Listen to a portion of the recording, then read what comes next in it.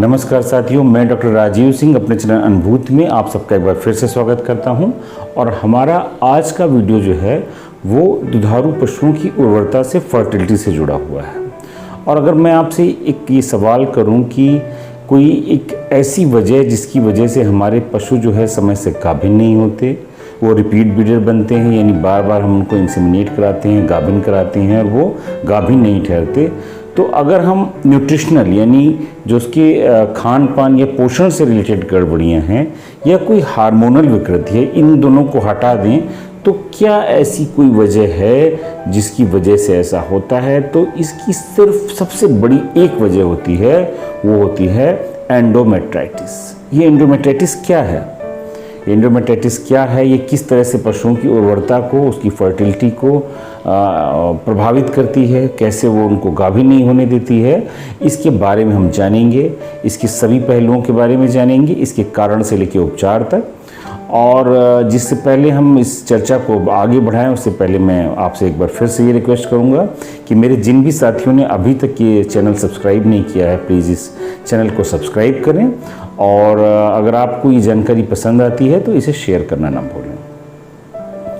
तो साथियों, आज हम बात कर रहे हैं एंडोमेट्राइटिस। एंडोमेट्राइटिस क्या है? मेरा पिछला वीडियो भी मेट्राइटिस पे था। एंडोमेट्राइटिस है कि जो पशु का हम बात कर रहे हैं एनिमल्स के बारे में, तो इसीलिए हम पशुओं की बात कर रहे हैं कि जो पशु का यूटेरस होता है, उसकी बच्चेदानी होती है, उसकी जो आखिरी अंतिम की जो अंदर की जो लेयर होती है वो एंडोमेट्रियम है, और उसकी जो सूजन है, उसमें इन्फ्लेमेशन है, उसमें जो प्रदाह है, उसको हम एंडोमेट्राइटिस कहते हैं। वैसे तो जब काविंग होती है, पशु ब्याता है, तो पूरी जो बच्चेदानी होती है, यूटेरस होती है, उसमें इन्फ्लेमेशन हो जाता है।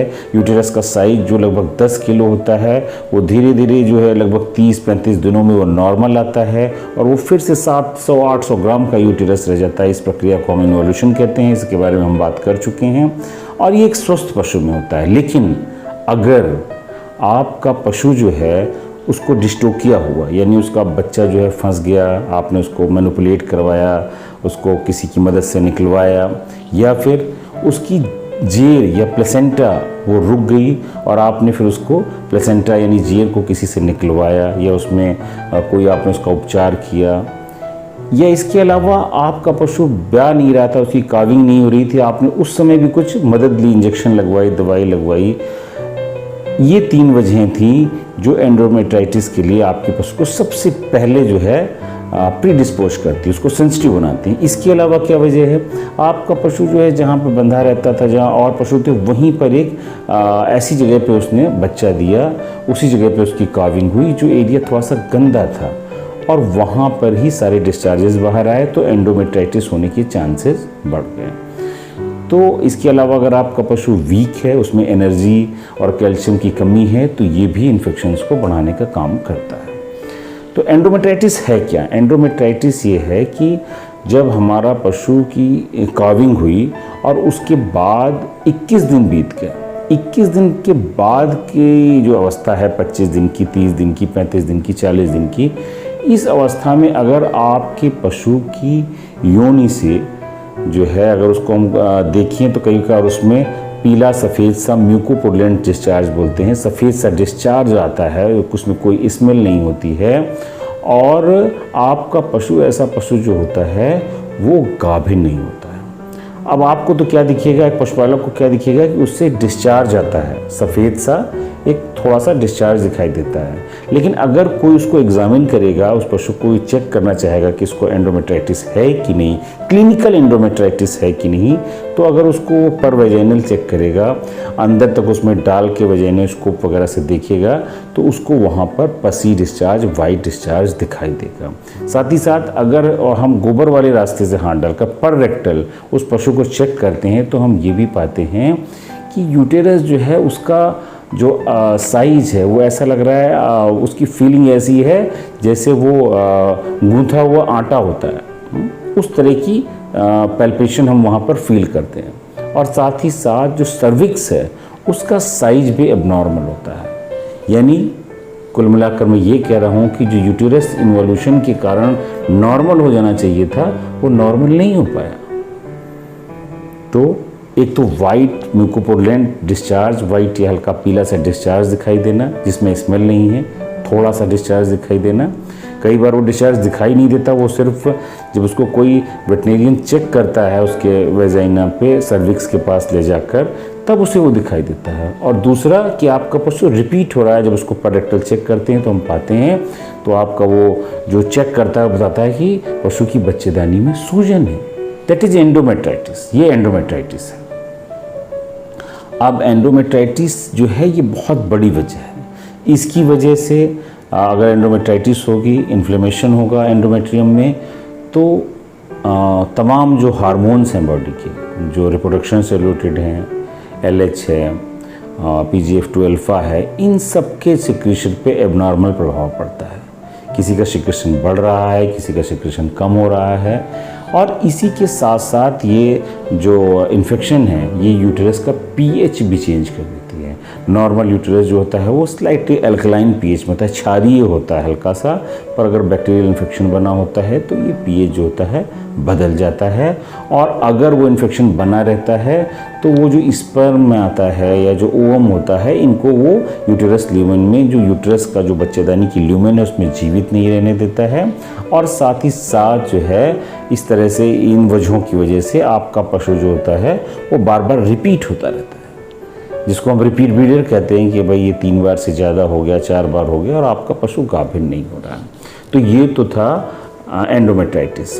तो एंडोमेट्राइटिस एक तो क्लिनिकल होता है जिसमें हम वाइट डिस्चार्ज देखते हैं, उसमें सूजन देखते हैं, और दूसरा होता है सब क्लिनिकल जिसमें कोई भी लक्षण नहीं आता, आपको वाइट वो डिस्चार्ज भी बाहर जल्दी से दिखाई नहीं देता है, और वो भी एक होता है इस तरह का सब क्लिनिकल एंडोमेट्राइटिस जिसको हम नॉर्मली डायग्नोस नहीं कर पाते हैं। उसको डायग्नोसिस के लिए अलग प्रोसीजर होता है कि हम जो यूटेराइन ल्यूमेन से जो उसकी सेल्स हैं उसको फ्लश करें, यूटेराइन ल्यूमेन में थोड़ा सा नॉर्मल सलाइन डाल के उसको फ्लश करें और उसके बाद उस साइटोलॉजी चेक करें, और तब हमें पता चलता है कि नहीं ये तो हमारा एनिमल जो है सब क्लिनिकल एंडोमेट्राइटिस से गुजर रहा है, जिसकी वजह से ये बार बार रिपीट हो रहा है या गाभिन नहीं हो रहा है।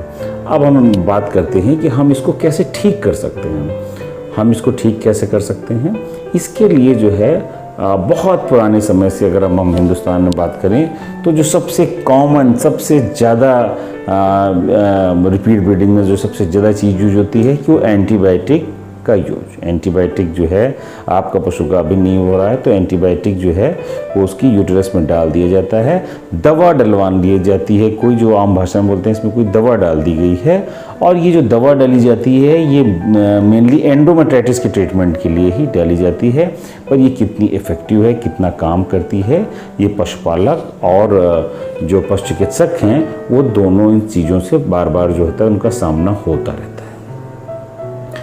अच्छा तो ये है कि हम जो है इसके लिए जो उपचार के लिए 2-3 मेन पॉइंट्स हैं वो हम उन पे ज़रूर ध्यान रखें। पहली बात कि अगर जो है हमें एंटीबायोटिक देना है तो हम इस बात पे भी ध्यान रखें कि हम सिस्टमिक एंटीबायोटिक्स को प्रेफर करें, बजाय कि हम उसमें यूटेरस की ल्यूमेन में एंटीबायोटिक डालें, हम उसको पेरेंटल यानी इंट्रामस्कुलर रूट के थ्रू या जो उसकी बॉडी में है वैसे उसको एंटीबायोटिक दें। क्योंकि जो हम यूटेरस में सीधे एंटीबायोटिक डालते हैं कई बार वो सरफेस पर तो काम करता है लेकिन जो उसकी अंदर की स्वेलिंग है या इन्फ्लेमेशन है वहाँ तक वो नहीं पहुँच पाता है। इसलिए पेरेंटल एंटीबायोटिक जो दिया जाता है वो ज़्यादा कारगर होता है। पेनिसिलिन ग्रुप है, ऑक्सीटेट्रासाइक्लिन है और सेफेलोस्पोरिन्स है जो इस काम में बहुत सारे यूज होते हैं। कई बार पोविडोन आयोडीन है, इसका भी यूज किया जाता है। और एक बहुत अच्छा तरीका ये भी है कि नॉर्मल सलाइन से भी हम यूटेरस को फ्लश कर सकते हैं। अगर सब क्लिनिकल एंडोमेट्राइटिस से कोई भी वजह नहीं समझ में आ रही है तो नॉर्मल सलाइन है उसको हम लगभग 400-500 ml यूटेरस में डालकर और उसके बाद फ्लश कर सकते हैं, जिससे भी ऐसे केसेस में आराम मिलता है। कई जो पशु चिकित्सक हैं मैंने ये भी देखा है कि वो नॉर्मल सलाइन 500 ml में ऑक्सीटेट्रासाइक्लिन का डिज़ोल्व करके ऑक्सीटेट्रासाइक्लिन मिक्स करके लगभग 2.5 से 5 ग्राम ऑक्सीटेट्रासाइक्लिन वो 500 ml नॉर्मल सलाइन में डालकर उसके साथ यूटेरस को फ्लश करते हैं और उसका भी बहुत अच्छा रिजल्ट पाते हैं। तो PGF2 अल्फ़ा बेस्ड प्रिपरेशन का इस्तेमाल और सही एंटीबायोटिक्स का चुनाव कर उसमें इस्तेमाल किया जाए।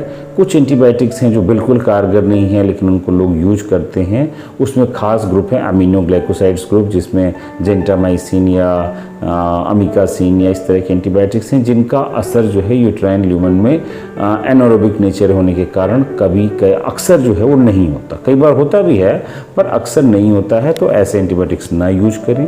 साथ ही बहुत इरिटेटिंग जो भी दवाइयाँ हैं वो भी ना यूज करें।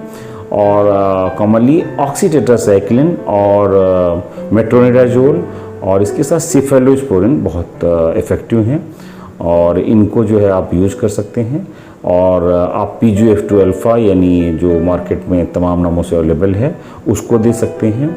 और इसके अलावा यूटेराइन लवाज कर सकते हैं, उसको वॉश कर सकते हैं, फ्लश कर सकते हैं उसके साथ। और इसके साथ साथ बहुत सारी होम्योपैथिक औषधियाँ भी हैं जिनको आप उसमें देकर अपने पशु को फिर से जो है प्रेग्नेंट कर सकते हैं। तो एंडोमेट्राइटिस के बारे में आज हमें इतनी ही बात करनी थी। अपने अगले वीडियो में हम सिर्फ uterine infection, metritis, endometritis and homeopathy topic पर रहेंगे। तब तक के लिए मुझे आप इजाज़त देंगे। अपने अगले वीडियो में मैं फिर मिलूँगा। धन्यवाद।